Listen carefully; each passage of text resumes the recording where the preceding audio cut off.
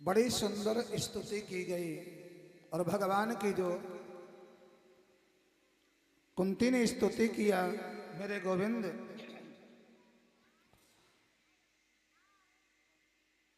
जैसे द्वारिका के लिए प्रस्थान के महाराज जगह जगह पे भगवान का स्वागत हो रहा है। अनेक जगह में भगवान का स्वागत हुआ, कहीं कहीं पुष्पों की वर्षा हो रही है, जय जयकार की ध्वनि हो रही है। गए महाराज अर्जुन छोड़ने के लिए गए हैं, लेकिन जब वापस आए तो भीलों ने ही अर्जुन को लूट लिया। आज अर्जुन जब आए, युधिष्ठिर जी चेहरा काला पड़ गया है अर्जुन का, नेत्रों से अश्रुपात हो रहे हैं। युधिष्ठिर ने पूछा, अर्जुन क्या बात है, बहुत दिन बाद आए हो, तुम्हारा चेहरा क्यों लाल हो गया? कुछ नहीं जवाब दिया। और हाँ, चेहरा दो प्रकार से उतरता है।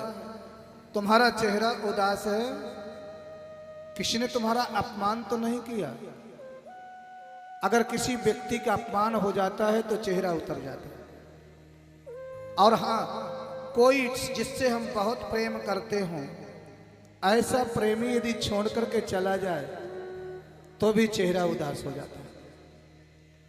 और जिस संपत्ति से हम बहुत प्रेम करते हैं, धन से, यदि वो खो जाए तो भी चेहरा उतर जाता है। ऐसा कोई। और हाँ, चौथा क्या कारण होता है? अगम्या नारी के साथ संबंध होना तो भी चेहरा उतर जाता है। अर्जुन, कोई ऐसी बात तो नहीं है? अपना प्रेमी छोड़ के चला जाए चेहरा उतर जाता है, कोई ऐसी बात तो नहीं है? और इतना कहना ही था कि अर्जुन धड़ाम से पृथ्वी पर गिर पड़े, मूर्छित हो गए। बोले, भैया जिनको हम साधारण मनुष्य मानते थे ना, वो साक्षात गोविंद थे, द्वारकाधीश। आज वही अर्जुन, वही बाण, वही गांडीव भीलों ने ऐसे ऐसे लूट लिया, ऐसे लूट लिया भीलों ने, मानो निहत्थे को जैसे लूट लेते। मतलब भगवान के बिना हम कुछ नहीं है प्यारे, याद रखना, कुछ भी नहीं।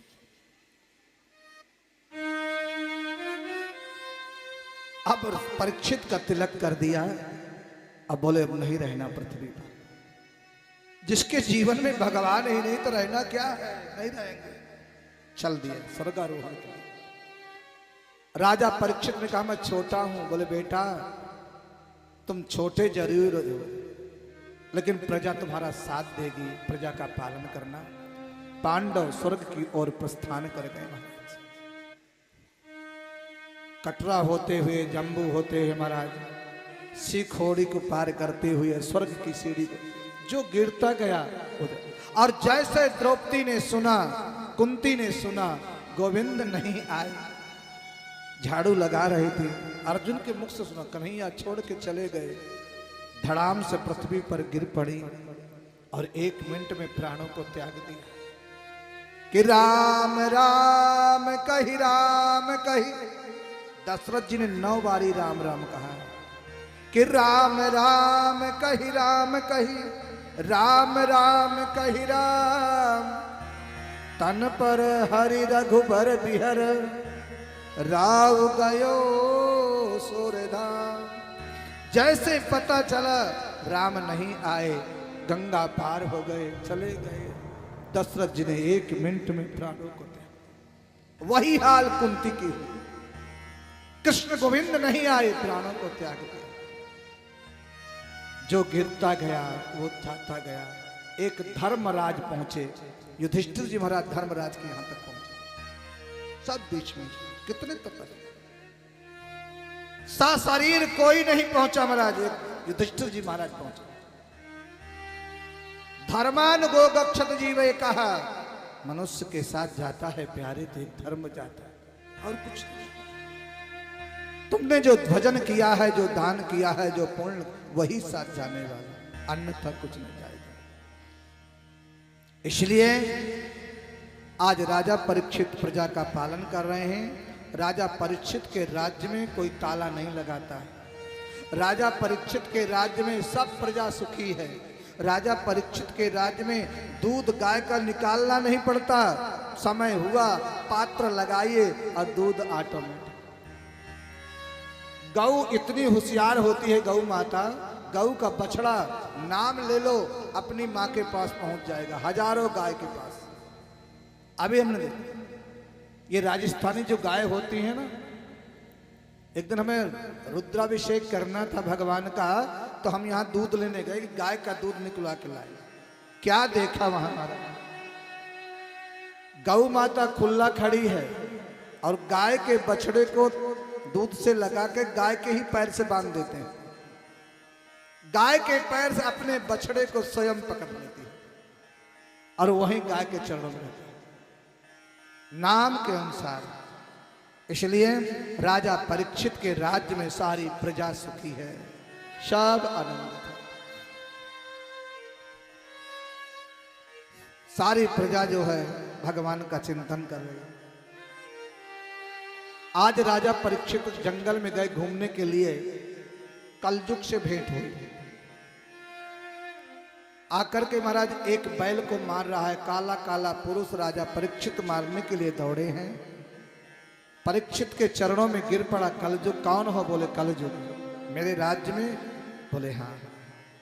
निकल जाओ मेरे राज्य से।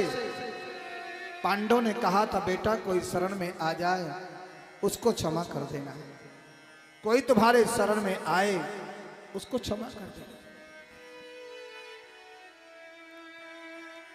आज अपने पूर्वजों की बात याद आई। कलयुग को राजा परीक्षित ने मारा नहीं, 4 जगह उनको दिया है। द्वितम पानम स्त्रियः सूना यत्र धर्मा चतुर्विधा, 4 जगह दी। जहाँ लोग जुआ खेलते हैं वहाँ कलयुग का निवास है, जहाँ लोग सुरापान करते हैं वहाँ कलयुग का निवास है, जहाँ लोग हिंसा करते हैं वहाँ कलयुग का निवास है, परस्त्री गमन वहाँ कलयुग का निवास है। 4 जगह दे दो। बोले महाराज कोई बढ़िया सी जगह दे दो, कोई बढ़िया सी जगह दे दो। सोने में भी निवास दिया। राजा परीक्षित ने जो सोना पहन रखा था, मुकुट था, वो बेईमानी का था। क्यों? सोना खोना भी गलत है और सोना पाना भी गलत है। इसलिए निवेदन करूंगा कि भागवत कथा में कभी भी सोने की चीजें पहन के नहीं जाना चाहिए। कभी भी खो जाए तो भी महाराज गलत, मिल जाए तो भी गलत। इसलिए कथा में कभी भी सोना पहन के न जाए। सोने में भगवान का निवास है, लेकिन कौन से सोना?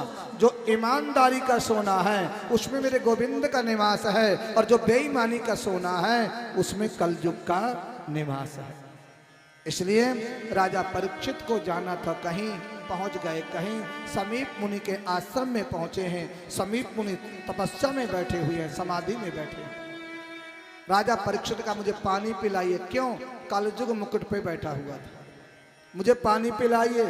संत नहीं बोले, ए हम राजा परीक्षित बोल रहे हैं, भारत के सम्राट, भोजन कराइए।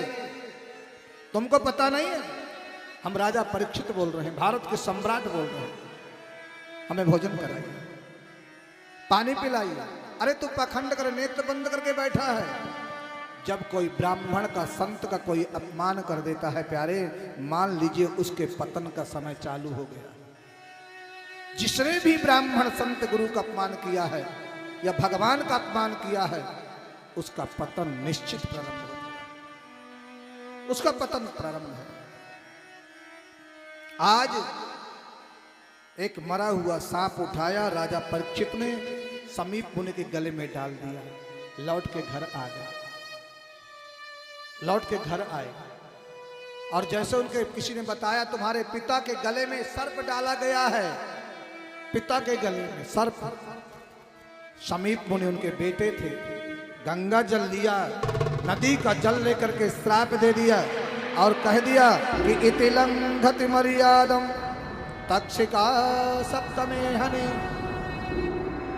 अरे जिस राजा को अभिमान है कि मैं भारत का राजा परीक्षित, आज मैं श्राप देता हूं, मेरे पिता देवतुल्य पिता का अपमान किया है, देव तुल्य पिता का अपमान किया है। आज मैं श्राप देता हूं कि यही तक्षक नाग जो पूर्वज है 7वें दिन डसेगा और राजा परीक्षित की मृत्यु हो जाएगी, कोई बचाने वाला नहीं होगा। वाणी रूपी वज्र को चला दिया, कोई बचाने वाला नहीं होगा। और इधर राजा परीक्षित ने मुकुट को उतारा, याद आया, ओहो मैंने किसी संत का अपमान किया है, ये शरीर ब्राह्मण का अपमान किया है, वज्रपात हो जाए, बिजली गिर जाए, प्राण अंत हो जाए। जिस शरीर से संत का अपमान हो जाए ये शरीर रखने योग्य नहीं है, जाके माफी मांगूंगा। संत की समाधि खोली, सर्प को हटाया, बेटा रोने लग गया, बोले पिताजी मैंने संत उस राजा परीक्षित को श्राप दिया है। समीप मुनि का बेटा, ऐसा परीक्षित जैसा राजा कोई हुआ है ना होगा, ना कभी हुआ है ना आगे होगा, और थोड़ी सी गलती के पीछे तुमने इतनी बड़ा श्राप दे दिया। एक शिष्य को भेजा, गौरमुख नाम का शिष्य गया, राजा परीक्षित से बोले राजन आज के 7वें दिन तुम्हें कोई बचाने वाला नहीं है, तुम्हारी मृत्यु हो जाएगी। आज से 7 दिन बाद 8वें दिन तुम्हें कोई बचा नहीं पाएगा, अपनी मुक्ति का उपाय देख लो, श्राप है तुम्हें, तक्षक नाग डसेगा। पत्नी के सामने बैठे हैं राजा, मुकुट का उतार दिया, आभूषण को उतार दिया, राज वस्त्रों को त्याग दिया, राजा हैं देश के, धन की कमी नहीं, सब कुछ त्याग दिया। और पत्नी से बोले देवी आज तुमको मैं वो बात को बता रहा हूं जिस बात को कोई बता नहीं सकता, विधाता ब्रह्मा भी नहीं जानता, लेकिन आज मैं बता रहा हूं, जो मैं बता दूंगा बिल्कुल अकाट्य सत्य है, यह सत्य नहीं हो सकता। क्यों? प्रथा न हो ये देव ऋषि वाणी, संतों की वाणी कभी असत्य नहीं होती। आज मुझे बता रहा हूं कि 7 दिन तक मुझे कोई मार नहीं सकता और 8वें दिन मुझे कोई बचा नहीं सकता। इतना प्रमाण, 7 दिन तक कोई मार नहीं सकता और 8वें दिन कोई बचा नहीं सकता, देखो प्रमाण। और 1 घंटे का पता नहीं है, 1 घंटे, इस 7 दिन के लिए कह रहे हैं। इसलिए प्यारे 7 घंटे का पता नहीं है, 7 मिनट का पता नहीं है। बाथरूम में गए महाराज, वहीं सो गए, बहुत को मैंने देखा, हमारे कई भक्तों को मैंने देखा महाराज, बड़े बड़ों को मैंने देखा, ऐसे ऐसे भी मैंने देखा महाराज, इतनी ज्यादा पी ली, गए बाथरूम, वहीं अटैक आ गए, वहीं पड़े रहे रात भर, ऐसे ऐसे मैंने सुना। इसलिए कुछ पता नहीं है प्यारे, लेकिन ये कह रहे हैं राजा परीक्षित 7 दिन मुझे कोई मारने वाला नहीं है और 8वें दिन मुझे कोई बचाने वाला नहीं, कोई बचाने वाला नहीं। सब कुछ त्याग दिया, देवी मैं जाऊंगा, और जिसकी मृत्यु का समय निकट आ गया हो उसे मुक्ति का उपाय देखना चाहिए। पत्नी ने तिलक किया, आरती उतारी, धर्म पत्नी का नेम होता है पूजा की सारी व्यवस्था करना। धर्म पत्नी का नेम होता है कि महाराज भक्ति में उसका साथ देना। परिवार वालों का धर्म होता है, कोई भी है एक पूजा करता है, सबको उस पर सहयोग देना चाहिए, सबको उसका हाथ बटाना चाहिए। उनकी पूजा का समय हो रहा है, मम्मी का पूजा का समय हो रहा है, बेटे का दायित्व है, बहू का दायित्व है, पति का दायित्व है, उसका ये धर्म है। सब आज किसकी पूजा है? हम सभी। इसलिए सब कुछ त्याग, तिलक किया, आरती उतारी, जन्मेजय बड़े पुत्र का तिलक कर दिया। राजा परीक्षित ने सब कुछ त्याग दिया और कल कल निनाद ने उत्तराखंड के नजदीक उत्तर प्रदेश में और महाराज मुजफ्फरनगर में के निकट शुक्रताल में पहुंचे हैं। शुक्रताल में कलकल निनादनी यमुना के तट पर पट वृक्ष के नीचे बैठे हुए हैं। माँ गंगा का सानिध्य है और बस भगवान का ध्यान कर रहे हैं, संतों की समाधि टूट गई। संत महात्मा वशिष्ठ, अंग्रेज, श्रवण, भरद्वाज, बड़े बड़े संत महात्मा अलमात्मा सब आ रहे हैं। चलो परीक्षित के पास, चलो परीक्षित के पास। राजा परीक्षित सभी संतों को प्रणाम करते हैं, सभी को वंदन करते हैं। और महाराज वंदन करके एक ही प्रश्न करते हैं महाराज कि मरण जीवा व्यक्ति की मुक्ति का उपाय क्या है।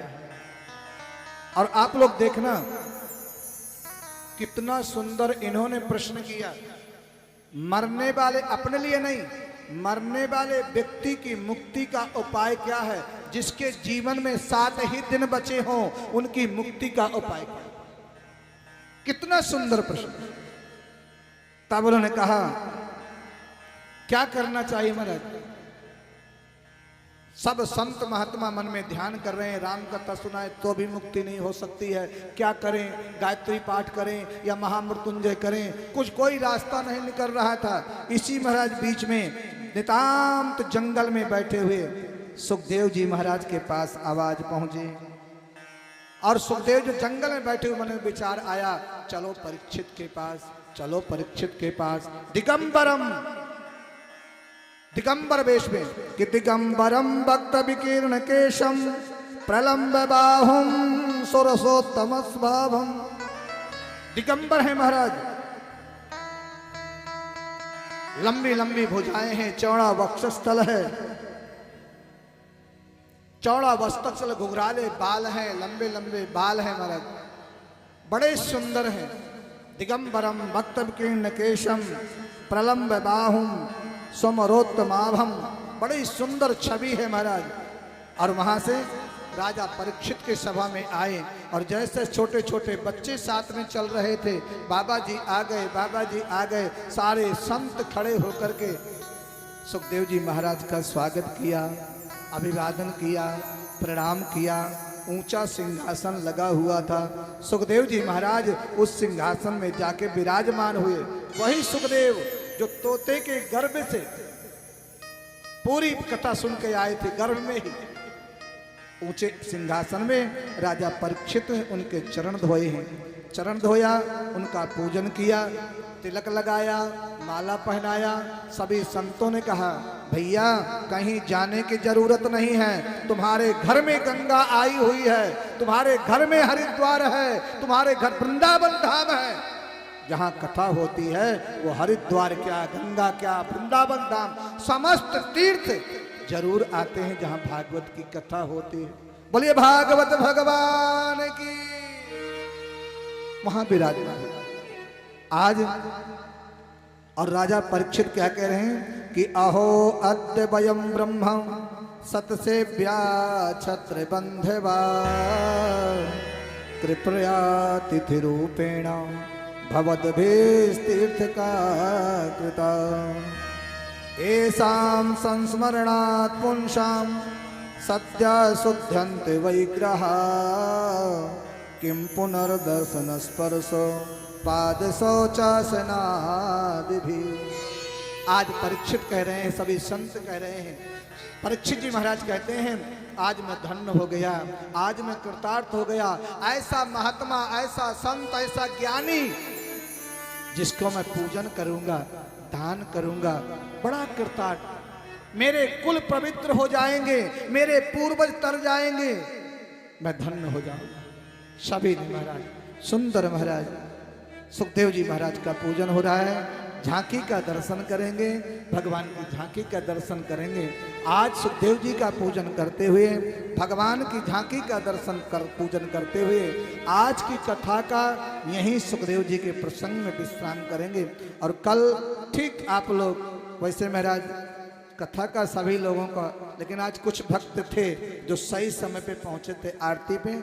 आपसे निवेदन है आप लोग तो आइए, लेकिन ये अब महाराज 2 दिन कथा तो हो गई, 5 दिन कथा के बचे हैं। इस कथा को आनंद लीजिए, आप भी धन्य होइए, ताकि दूर बैठे हुए लोग भी इस अलीपुर का जो देख रहे हैं महाराज, आप लोग आइए, साथ में लेके भी आइए, समय से आइए। 3 बजे से 10 मिनट पहले पहुंचिए, इसलिए कथा सही समय पे प्रारंभ होना चाहिए और ठीक समय पे कथा विश्राम भी होना चाहिए, ताकि आरती लेकर के कथा सुननी चाहिए और आरती प्रसाद लेकर के कथा से जाना चाहिए। और दूसरी बात, ना तो खाली हाथ आना चाहिए और न खाली हाथ जाना चाहिए। एक पुष्प लाओ, चाहे तुलसी दल लाओ, चाहे कुछ भी लेके आओ, हाथ भगवान को अर्पण करो। कुछ नहीं है भगवान का, कुछ नहीं मिला, द्रव्य अर्पण करो, दक्षिणा अर्पण करो, आरती लो और फिर जाओ। भगवान को कुछ दे के जाओ। और भगवान की हो सके तो प्यारे परिक्रमा, कार्तिक मास है, कार्तिक मास है, भागवत जी की परिक्रमा, सुबह हवन होता है, पूजन होता है। हो सके तो आप लोग जो है पूजन में भी, आप लोग हवन में भी ठाकुर जी के नाम कर सकते हैं, उसमें भी आप आ सकते हैं। सब क्यों? ये भाव बना के रखना, ये कथा हम सब की है, ये कथा हमारी है, हम सब गली वालों की है, हम सभी पड़ोसियों की है, हम सभी मोहल्ले वालों की है। ऐसा भाव लेकर के तो आइए सुखदेव जी महाराज का पूजन और झांकी का दर्शन करते हुए इस कथा को आज यहीं विश्राम करें।